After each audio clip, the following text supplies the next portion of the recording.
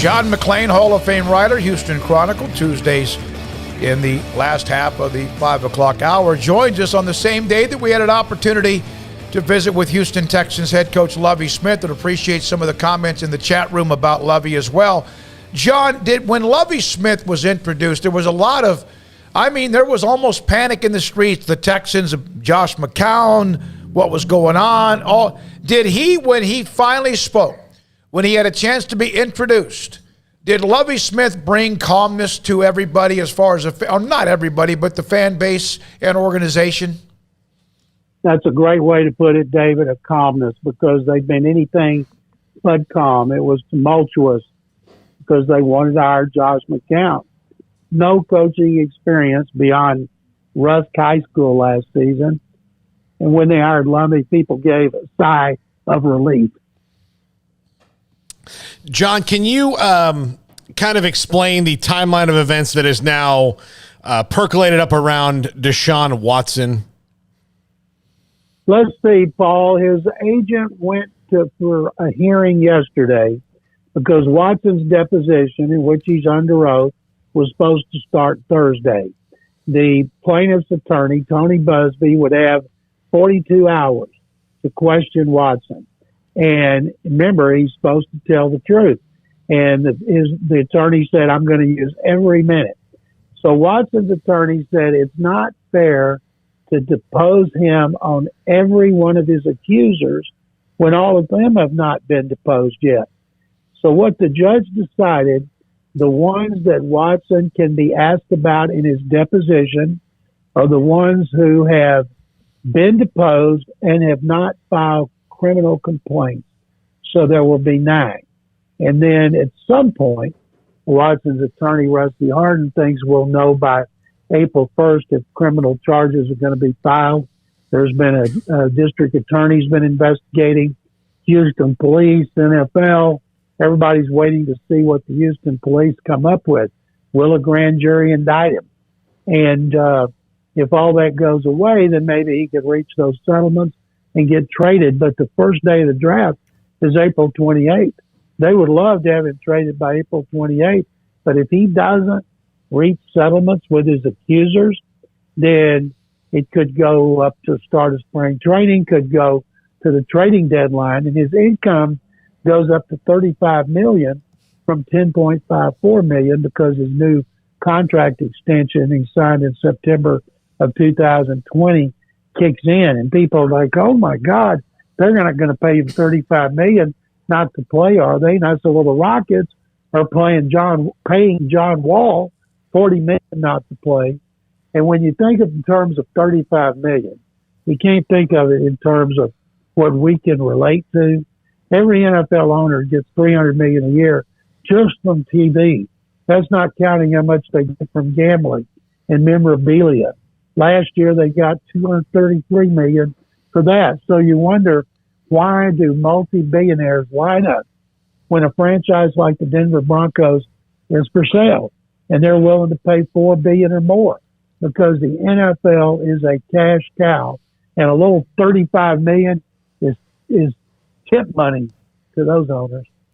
John, in far less dramatic news, did I see correctly that Baylor legendary long snapper John Weeks will be back potentially for a 13th season with the Texans? Yes, he is. He signed another one-year deal since John got there in 2010, signed as an undrafted free agent after he'd gone back to Arizona and was going to become a paramedic. Then he went to a tryout camp for snappers, and the rest is history. As I always say here, he is the greatest snapper in the history of the NFL. Sick 'em. And people say, well, you say that because he went to Baylor. And I said, but he's never had one bad snap in 13 years. And when I asked him about it, he's like, oh, my goodness, you're going to jinx me. I said, you started telling me that 7 or 8 years ago. Yeah. And I don't think it's going to happen. So, yes, it was good for him, good for the team, because one thing the Texans can count on is always having a good snap for the kicker and the punter. You know, John, we had Drew Pittman on, NFL agent, kid from Houston, University of Houston, went to Belton High School. Logan Hall is a highly thought-of player on the defensive line. And we had him on also to discuss the back and forth with the NFL Combine? Will players participate as much? The bubble, I saw where that was relieved a little bit yesterday or lifted. Your thoughts about, is this just a squabble, or is this going to be a problem that changes the Combine this year? No. There were erroneous reports that 155 were going to boycott the Combine. What the agents wanted to do was boycott working out, and they would still go to their interviews. Every team can get 15 minutes with up to 60 players. And a lot of coaches and scouts like that 15 minutes better than watching a guy running around in shorts and T-shirts. And so they didn't like the fact they were going to be in a bubble. They tried to get the bench press moved to another day. Fact is, if a guy doesn't work out at the Combine, so what? He's got his pro day. He's got private workouts. There's still plenty of workouts. And I like to say this. They have access to every snap a player's taken in college. And they watch them in every kind of situation when they're going against better players, worse players, 2-minute drills, when you're way ahead, when you're way behind, when the game's on the line. They have access to that. And I always wonder, why is it so important to watch guys throw the ball in their shorts and T-shirts with nobody covering the receivers and nobody pressuring them? It's, I've always thought it is such a waste of time. And yet, when they do it, you'll hear them ooh and ah about the way a guy throws against air. It seems like it's just kind of ridiculous. John, as a columnist and someone who's covered NFL drafts for a long time, will this be a difficult one to cover for the Texans because of all the stuff we just talked about? Deshaun Watson, that they could have the first round picks they have right now, or they could have a bunch more, or status quo. I mean, it's very strange. It's not difficult because for the first time in 3 years, they have their first round draft choice. Mm-hmm. Bill O'Brien traded the last 2 first round picks. He traded last year's second round picks. Right now, they have 9 draft choices, including 3rd overall pick in the first round, which I believe they'll use on an offensive lineman because they have to improve their running game, which is pathetic. The worst in franchise history and the worst in the NFL. Year before, they were 31st. They bring in new coaches, new players, and it doesn't work. So now they got a new offensive line coach, George Warhop, who's been around for a long time, very highly thought of, and they need some interior guys. And so if they can trade Watson and get extra picks, great. If they trade left tackle Laramie Tunsil, great. But as it is now, if they have to just keep their 9 picks, they are going to feel like they've died and gone to heaven based on what they faced the last 2 years, thanks to Bill O'Brien. John, in taking a look at Laramie Tunsil, what do you think the odds are that he does move on?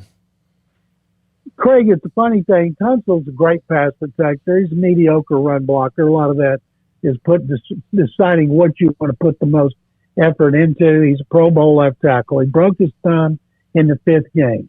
Everybody thought he could have come back, but he didn't. And that's not good. Mm-hmm. You know, you're trying to build a culture. Culture is attitude.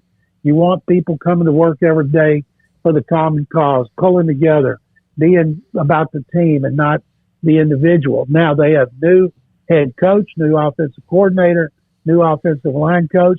If they keep Tunsil, they've got him at left tackle, Titus Howard at right tackle, and then they just need to work on the interior.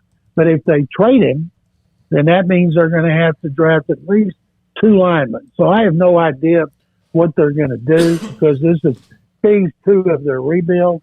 And but at least we're talking about something besides prospects who are going to be available in the 3rd round.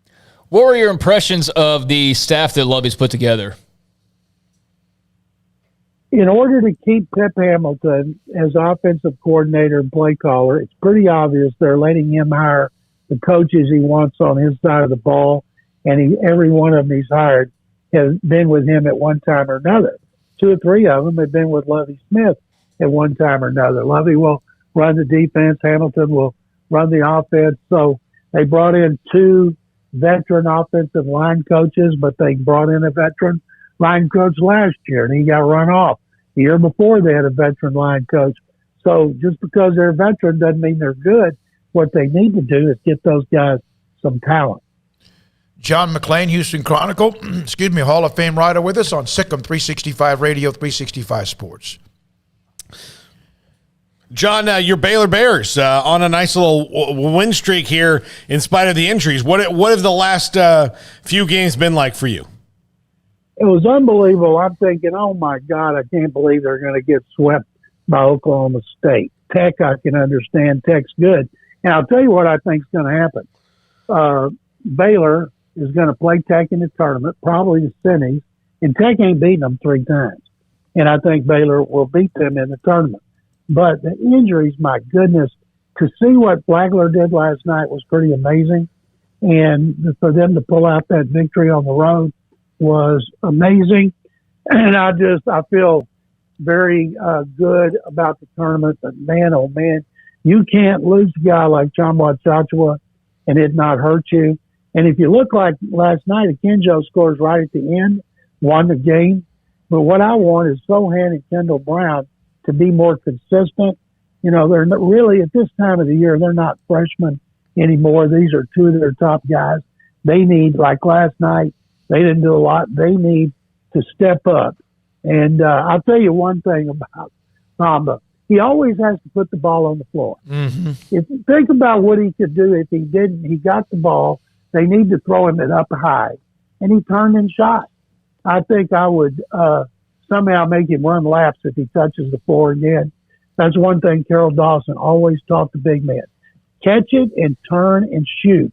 Don't put it on the floor because you're always in the lane with players slapping the hands. But I'm really looking forward to the tournament, Big 12 and NCAA, because I get people talking to me all the time about Baylor. I got up this morning, went to a country club, made a speech at 7 a.m. to a breakfast club at 60.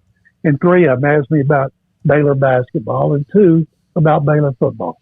John, Charlie Taylor, Hall of Fame receiver, passed away a couple of days ago. Just shot in the dark here. Curious, you have any thoughts on the late, great Charlie Taylor? He was a receiver and a running back. And you see guys like Debo Samuel doing that right now. Charlie Taylor was doing that a long time ago.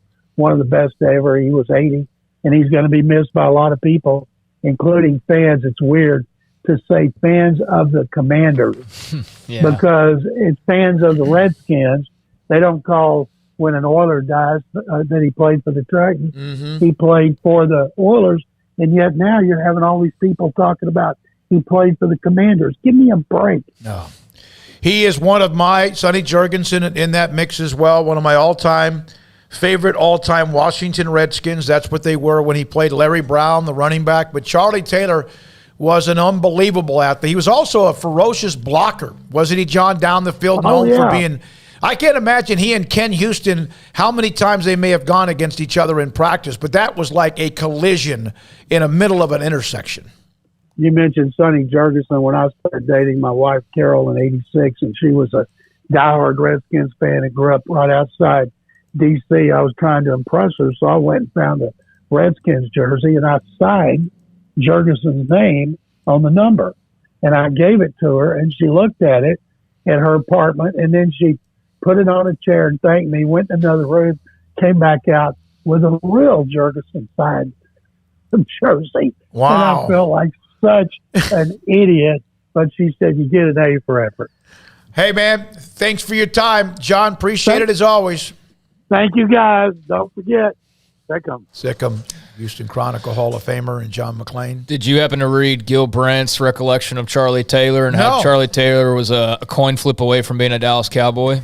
No, I mean, he's from Grand Prairie, Texas. That would have been a hell of a steal because he was phenomenal. I mean, he was a bad, physical, fast, big. I mean, like you said, he was Debo Samuel well before we see what he does every day now. Yeah, Gil